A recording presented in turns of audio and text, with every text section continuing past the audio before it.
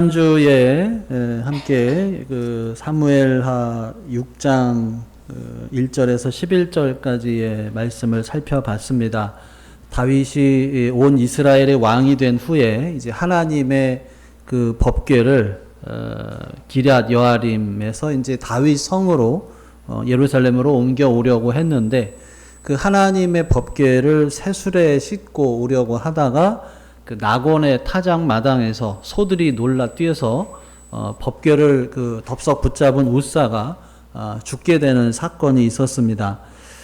그 후에 3개월을 오벳 에돔의 집에 법궤가 머물게 됐는데, 그때 하나님께서 이 오벳 에돔의 집에 복을 주셨어요. 그러자 그 소식이 다윗에게 다시 전해져 온 것입니다. 그래서 하나님의 궤가 무섭거나 또는 법궤로 인한 문제나 나쁜 일이 생긴 것이 아니라, 하나님의 이 법궤를 함부로 다룬 것에 문제가 생겼음을 깨닫고 다윗이 다시 오벳 에돔의 집으로 가서 하나님의 궤를 다시 예루살렘으로 이제 옮기기를 시작하는 것이죠. 자, 12절 같이 읽겠습니다. 시작.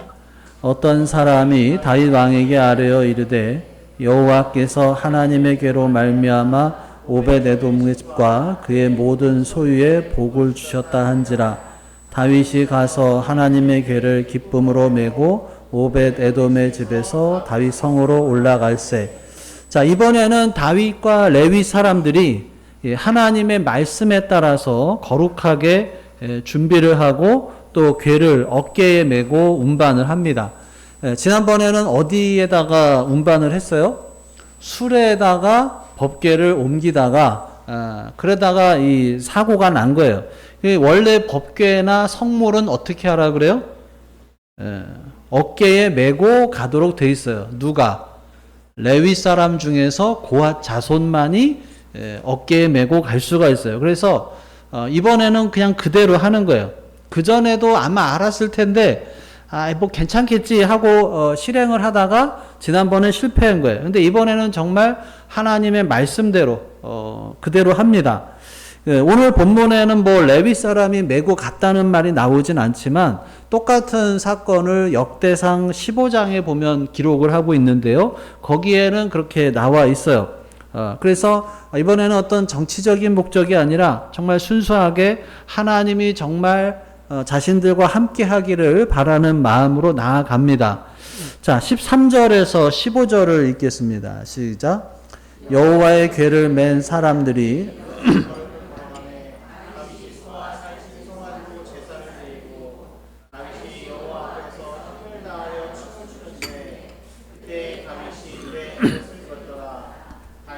온 이스라엘 족속이 즐거이 환호하며 나팔을 불고 여호와의 궤를 메어 오니라. 자, 지난번에 하나님을 다윗이 두려워하게 됐다라고 그랬습니다. 그래서 하나님의 법궤를 옮겨도 아무 문제가 없는 것을 확인하고자 6걸음을 시험적으로 걷기를 하는 거예요. 6걸음을 걸은 다음에 제사를 드리는데 얼마나 또 두려웠겠어요. 지난번에 웃사가 그 법궤를 만지다가 죽는 것을 자기 눈으로 봤으니 이번에도 얼마나 조마조마한 마음이었겠냐라고 하는 거예요. 혹시 오늘도 잘못돼서 또 누가 죽는 게 아니야? 이런 두려운 마음으로 6걸음을 걷고 하나님께 제사하는 식으로 움직였어요. 근데 아무런 일도 일어나지 않습니다. 하나님의 말씀대로 하니까 문제가 없다라고 하는 것을 깨달은 거예요. 처음에 다윗은 자기 생각대로 하나님의 법궤를 옮기다가 실패를 하고 그리고 나서 하나님의 뜻을 깨닫습니다. 그래서 다시 이 법궤를 옮길 때는 철저하게 하나님의 뜻과 말씀에 따라서 행동을 하는 거예요. 그러니까 다윗이 결코 완벽해서 하나님의 마음에 맞는 사람이 된 것이 아니에요.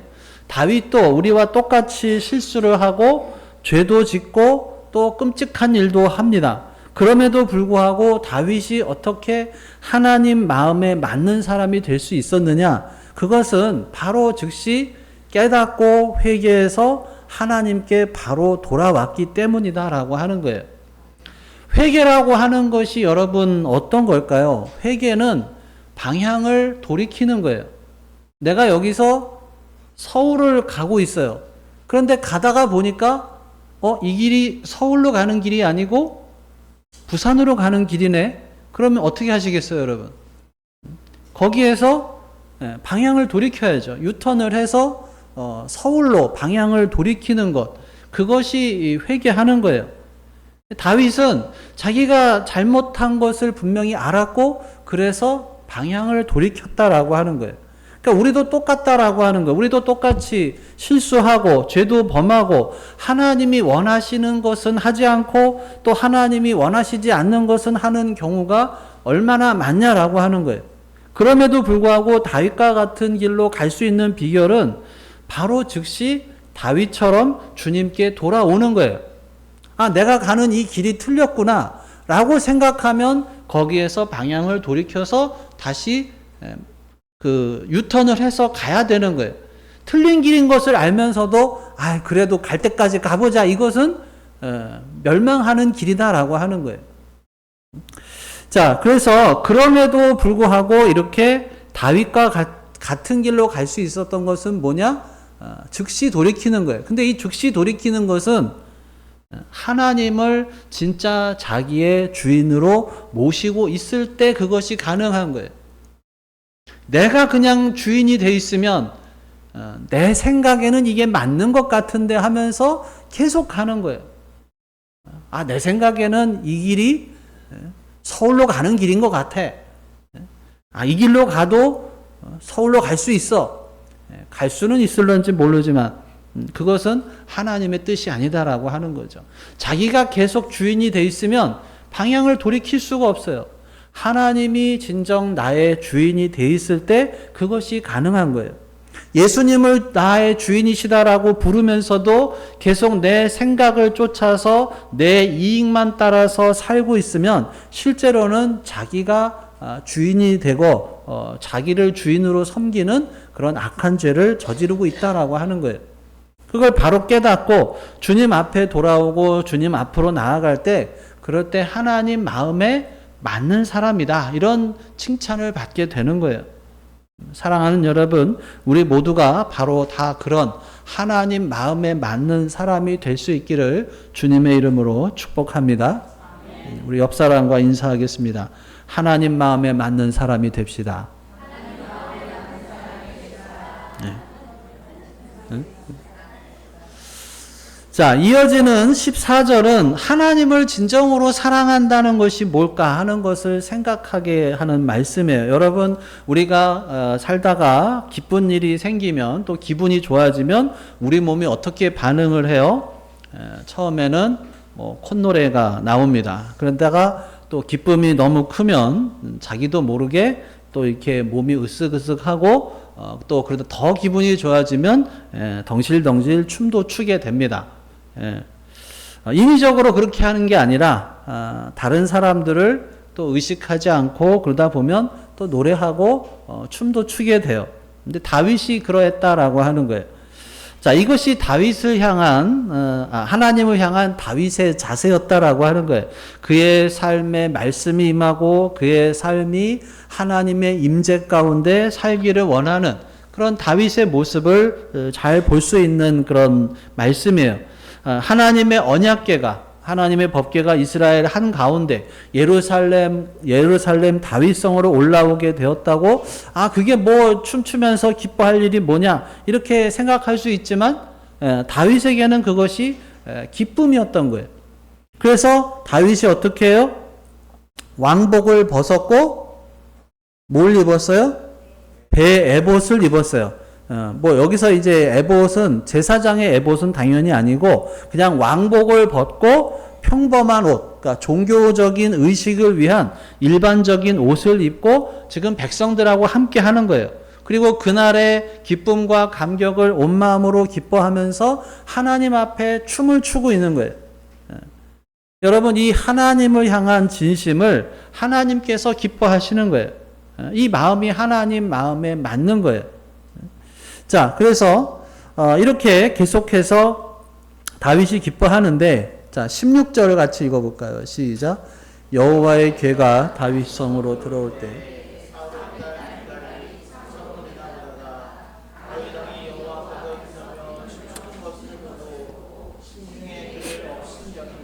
예.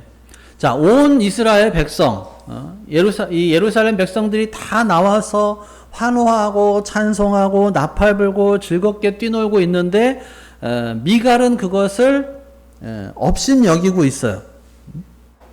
다들 기뻐하는데 기뻐하지 않는 거예요. 그게 미갈인데 하나님의 괴가 들어올 때 다윗이 기쁨을 이기지 못하고 춤추는 것을 보고 마음에 업신여겨요.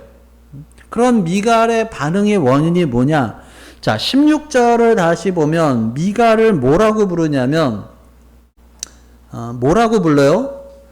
사울의 딸. 그러니까 다윗의 아내 미갈이라고 하지 않고 사울의 딸 미갈이다라고 표현을 해요. 그러니까 여기서 미갈이 다윗의 행동을 못마땅하게 여긴 이유는 이 미갈이 여기서는 이제 사울 집안을 대표하고 사울의 관점에서 이 법궤를 들여오는 것을 바라본다는 거예요. 그러니까 믿음의 눈이 아니라 그냥 세속적인 눈으로 보는 거예요. 사실 우리가 생각해 보면 사울도 생전에 얼마든지 마음만 먹으면 이 법궤를 자신의 수도로 옮겨올 기회가 있었어요. 그런데 그냥 기럇 여아림에다가 법궤를 방치해 둔 거예요. 그러니까 사울은 이 하나님의 이 법궤에 대해서 전혀 관심이 없었던 거죠. 아니, 그러니까 하나님에게 그냥 관심이 없었어요. 어떻게 하면 내가 잘 될까? 어떻게 하면은 내가 이 왕권을 잘 유지할 수 있을까? 그래서 그토록 다윗을 죽이려고 쫓아다녔던 거죠. 근데 그런 미갈이 자기가 자기 아버지 사울의 시각으로 보니까 이 다윗이 굉장히 못마땅한 거죠. 아, 저렇게 열정적으로 하나님을 찬양하고 기뻐하는 다윗을 볼 때 어떤 생각이 든 거예요? 업신여기는 마음이 든 거예요. 뭐 저렇게까지 해야 되나? 여러분 혹시 그런 마음 든 적 없어요?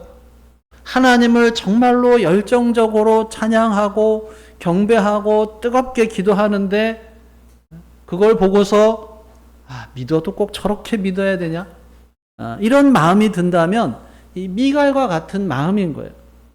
하나님을 제대로 섬기려고 하는 그런 사람을 향해서 꼭 저렇게 해야 되냐? 이런 마음이죠.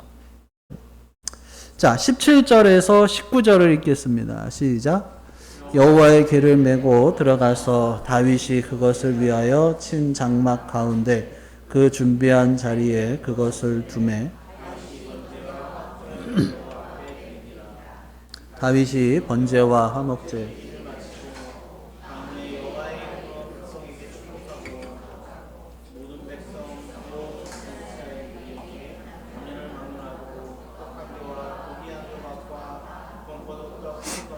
나누어 주매 모든 백성이 그 집으로 돌아가니라.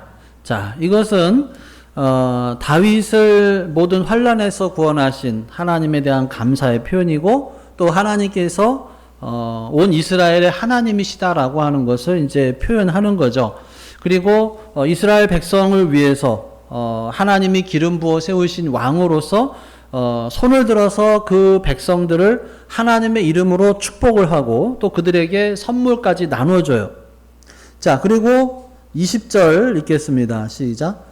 다윗이 자기의 가족에게 축복하러 돌아오매 사울의 딸 미갈이 나와서 다윗을 맞으며 이르되 이스라엘 왕이 오늘 어떻게 영화로우신지 방탕한 자가 염치 없이 자기의 몸을 드러내는 것처럼 오늘 그의 신복의 계집종의 눈앞에서 몸을 드러내셨도다 하니.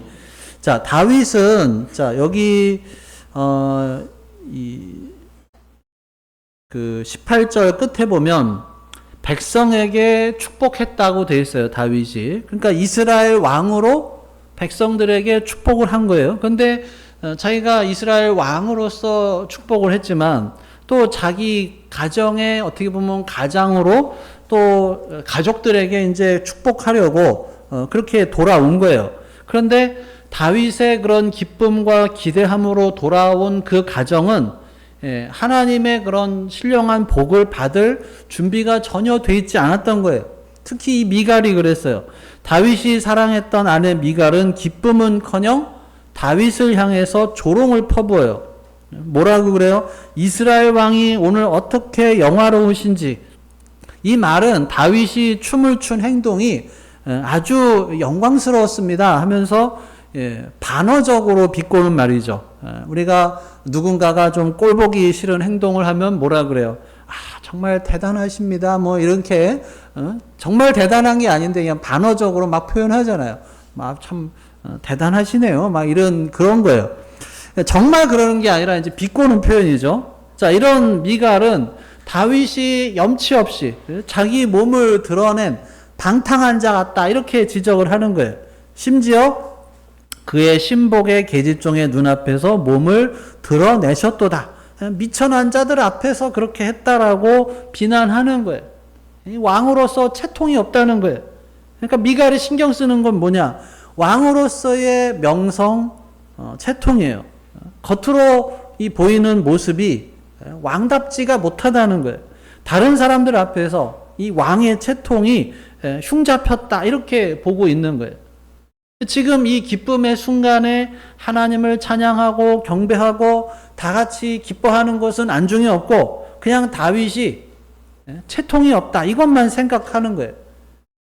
이걸로 우리가 미갈의 시각을 알 수가 있는 거죠.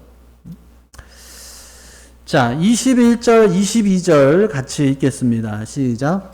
다윗이 미갈에게 이르되 이는 여호와 앞에서 한 것이니라. 그가 내 아버지와 그의 온 집을 버리시고 나를 택하사 나를 여호와의 백성 이스라엘의 주권자로 삼으셨으니 내가 여호와 앞에서 뛰놀리라. 내가 이보다 더 낮아져서 스스로 천하게 보일지라도 내가 말한 바 계집종에게는 내가 높임을 받으리라 한지라. 다윗은 그의 기쁨이 전적으로 하나님으로 인한 것이고 이것도 하나님을 향한 찬양이다라고 이야기합니다. 그리고 이 미갈의 아비 사울을 버리시고 자기를 택하신 그리고 높이신 하나님에 대한 감사로 인한 것이라고 증거를 합니다. 그러니까 이게 단순하게 다윗과 미갈 사이의 개인적인 대화가 아니라 이 대화를 통해서 성경이 우리들에게 알려주고자 하는 것은 이 사울 집안 그리고 다윗 집안과의 관계죠. 그리고 앞으로 무엇 때문에 이 사울의 집안은 망하고 다윗의 집안은 흥할 수 있었는지를 또 알려주고 있는 거예요. 미갈이 이렇게 다윗을 무시한 거는 미갈은 그래도 왕족 출신이잖아요. 그런 자신에 비해서 다윗이 평민 출신이었던 것도 있었을 거예요. 또 왕은 좀 근엄해야 한다라고 하는 어쩌면 당시로서는 뭐 당연한 판단도 있었을 거예요. 그렇지만은 다윗은 자신이 한 행동이 누구 앞에서 한 거라는 거예요? 하나님 앞에서 한 것이라는 거예요.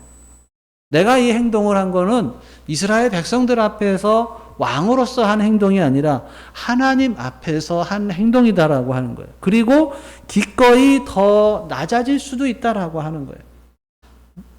다윗은 자신이 낮아져야 할 곳을 정확하게 알고 있는 거예요. 다윗은 자신이 하나님 앞에서 더 낮아져야 하지만 그런 낮아짐에 대해서도 뭐라고 하냐면 그래도 네가 걱정하는 계집종에게는 내가 높임을 받을 것이다 하면서 더 높아질 것을 또 이야기합니다. 그러니까 하나님 앞에서 뛰놀면 하나님께서 알아서 높여주신다라고 하는 거예요. 근데 미갈은 뭐예요? 계속 사람의 눈만 생각하고 있습니다. 자, 마지막 23절 읽겠습니다. 시작. 그러므로 사울의 딸 미갈이 죽는 날까지 그에게 자식이 없으니라. 자, 이것 때문에 다윗과 미갈의 사이가 나빠져서 다시는 잠자리를 하지 않아서 자식이 없게 된 것이다 라고 해석을 하는 학자들도 있습니다. 그렇지만 이 고대 사회에서 이 여자에게 또 자녀는 이 하나님의 복으로 약속된 것이기 때문에 이 하나님을 기쁘시게 하려고 애쓴 이 다윗을 무시하고 업신여긴 미갈이 자식을 낳지 못한 것은 결국 하나님의 축복을 받지 못한 것이다. 이렇게 표현하는 것이라고 볼 수가 있죠. 미갈은 이스라엘의 어떻게 보면 공주로 태어났죠. 사울 왕의 딸이었고, 그러니 다윗의 다른 부인들보다 얼마나 더 높은 여자예요. 게다가 또 다윗과 제일 처음에 결혼을 했고, 이스라엘의 왕비가 됐어요. 당시에 미갈보다 더 높고 또 화려한 지위를 가진 여자는 없었는데 그런데 미갈은 자식을 낳지 못할 뿐만 아니라 다윗의 사랑도 뺏기는 그런 불행을 겪게 됩니다. 왜 그렇게 됐는가? 미갈은 그 하나님의 임재가 다윗과 이스라엘에 함께 한다는 것에 의미를 몰랐어요. 만약에 그 중요성을 알았다면 백성들과 함께 괴가 왔을 때 나가서 함께 찬양하고 그렇게 즐거워했을 거예요. 근데 혼자만 빠진 거죠. 뭐 꼭 저렇게까지 해야 되나 하면서 오히려 업신여겼어요. 두 번째로 하나님 앞에서 예배하며 춤춘 다윗을 비난하고 업신여겼습니다. 그것은 사람의 시선만 중요하게 여겼지 하나님의 시선에는 관심이 없었다라고 하는 거죠.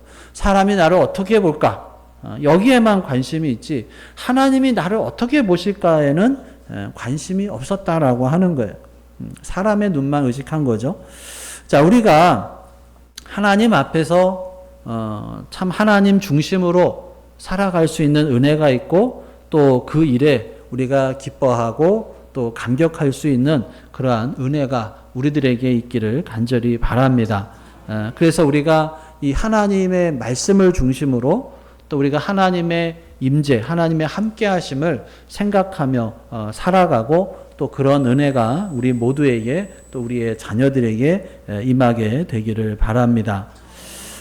자신이 그렇게 한 것은 다윗은 하나님 앞에 서였기 때문이다 라고 분명하게 다윗은 이야기합니다.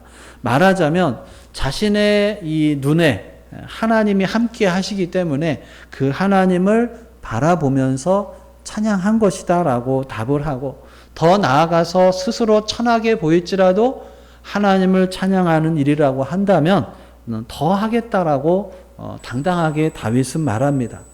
결정적으로 미갈의 눈에는 하나님이 없었던 거죠. 그래서 하나님을 바라보고 하나님을 찬양하고 있던 남편 다윗의 행동을 바르게 인식하지를 못했습니다. 관심을 두고 있었던 것이 그냥 백성들의 시선이고 사람들의 평가였다라고 하는 거예요.